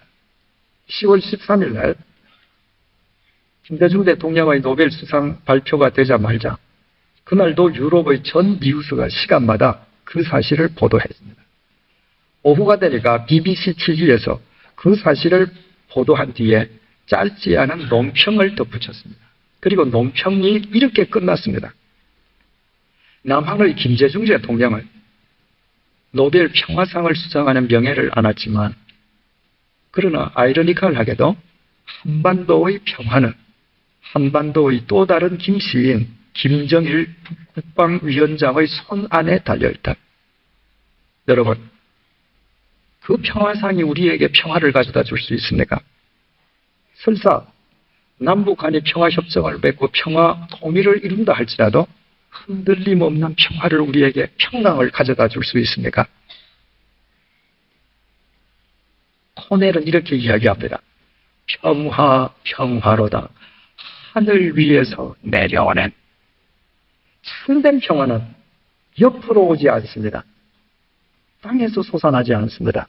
위로부터만 옵니다. 영원한 것은 위로부터만 주어지기 때문입니다. 흔들림 없는 것으로부터만 평화는 주어집니다. 평강이 위로부터 주어진다고 해서 우리의 머리카락을 타고 내리는 것은 아닙니다. 오늘은 이렇게 고백합니다. 내 영혼의 길 깊은 데서 맑은 가락이 솟아나는 위로부터 주어지는 그 참된 평강이 자리 잡는 것은 우리의 심령 깊은 곳입니다. 아무리 바람이 불어도 바닷가에 아무리 파도가 일어도 바다 깊은 곳 속의 물은 흔들림이 없습니다. 하나님께서 주시는 영원한 평강은 우리의 심령 깊은 곳에 자리 잡기 때문에 이 세상의 그 무엇도 그 평강을 앗아가지 못합니다. 그래서 유라굴로 태풍도 바울의 심정에서 평강을 앗아가지 못했고 로마 토굴의 고난도 바울에게서 이 평강을 빼앗지 못했습니다. 어느 날 꽤 오래전 이야기입니다. 한 작가 부인으로부터 급한 전화를 받았습니다. 아무 기도원에 있는데 급히 좀 와달라는 것입니다. 갔습니다. 그 기도원은 누구든지 아무리 죽을 병자라고 할지라도 오면 다 낫는다고 소문이 난 기도원입니다. 그런데 여러분 어떻습니까? 그런 기도원 가보면 다 오면 낫는다고 기도하라고 하고 안 나오면 뭐라고 합니까? 네 기도가 부족했다 이렇게 되죠. 그러니까 많은 사람들이 실상은 실패자가 되어서 기도원을 내려갑니다. 제가 찾아가서 누워있는 그분을 만났습니다.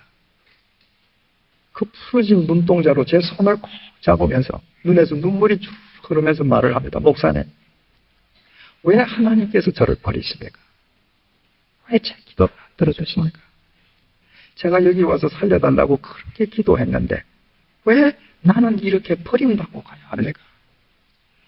그 얼굴의 고통과 불안의 그림자가 역력합니다. 제가 그분 손을 꽉 잡고 그분의 눈동자를 들여다보면서 말했습니다. 집사님, 왜 살려고 하십니까? 가십시오. 주님께서 왜 돌아가셨습니까? 집사님, 왜 주님 믿으셨습니까?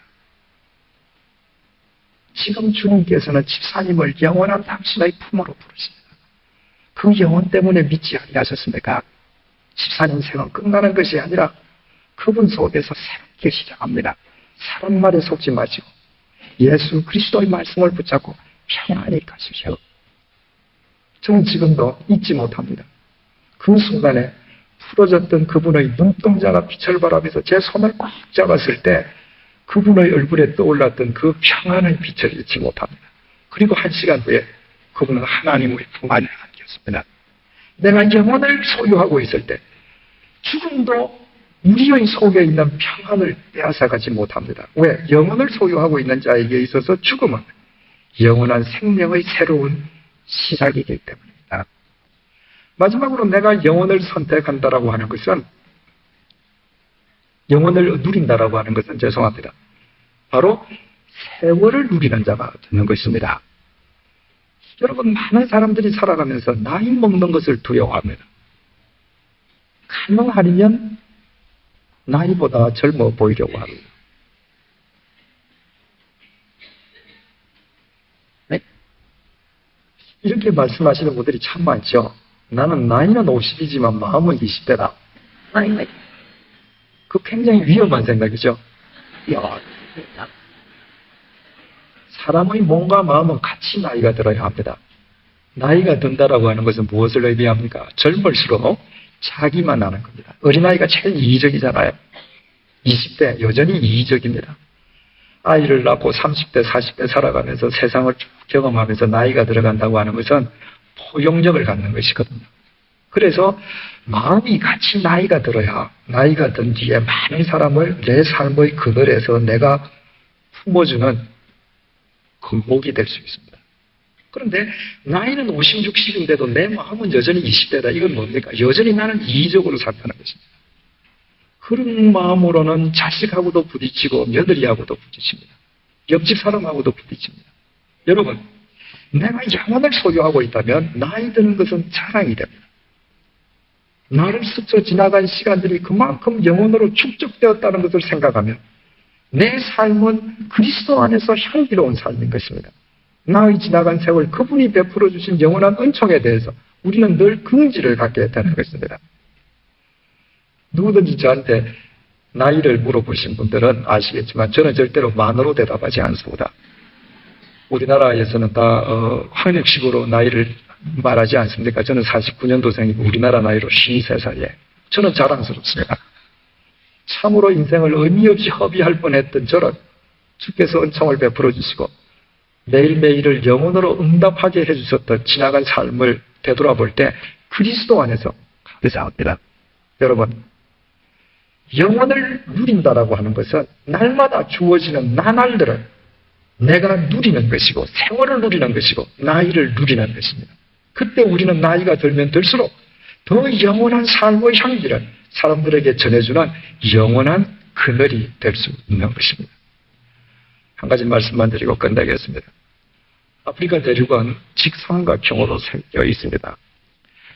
그 직삼각형의 각각 꼭지점 나라에 가면 대표적인 무덤이 있습니다. 오른쪽 꼭지점은 이집트입니다. 거기에 가면 잘 아는 피라밋이 있습니다.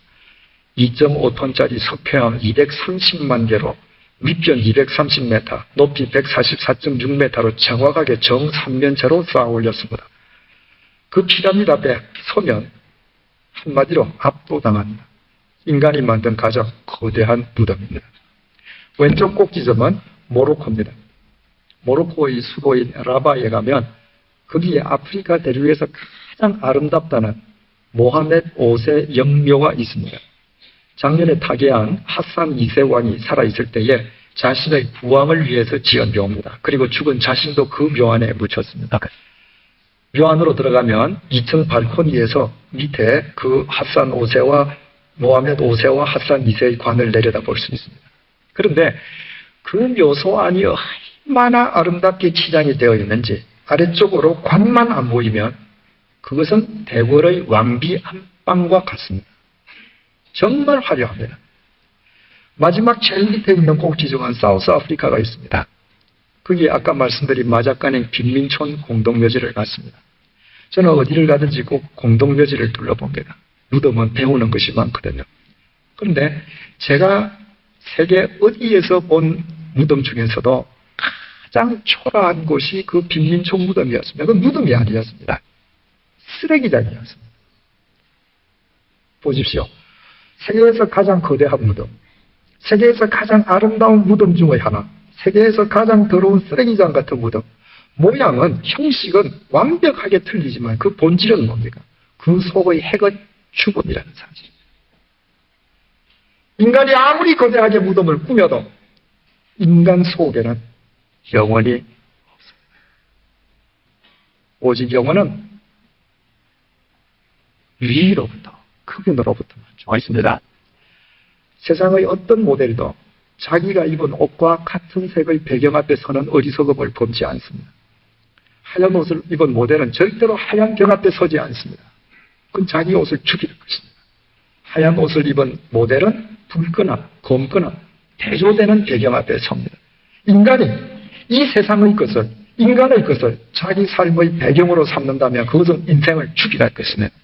그 속에는 영원이 없기 때문입니다. 오직 영원하신 하나님을 내 인생의 배경으로 삼을 때 그때부터 그 삶엔 새로운 획이 그어집니다. 여러분들은 다 고국을 떠나서 이곳으로 오셨습니다. 뉴질랜드 여바보시니가 어떻습니까? 큰 꿈을 갖고 오셨는데 앞이 가로막힌 홍해입니까? 풀 한 폭이 없는 신광야입니까? 물 한 방울 없는 신광야입니까? 러비딤입니까? 지금이야말로 전능하신 그분을 만날 때다. 그분의 영혼을 여러분의 삶의 배경으로 삼을 때입니다. 그 일을 위해서 하나님께서는 여러분을 이 시간 이곳으로 불러주셨습니다. 지금부터 여러분들께서 영혼에 응답하며 살아가는 한 여러분의 삶 속에는 반드시 영원하신 하나님의 역사가 시작될 것입니다. 왠지 아십니까? 영원하신 하나님의 역사는 영혼을 알고 영혼에 응답하는 자의 삶을 통해서만 이루어지기 때문입니다.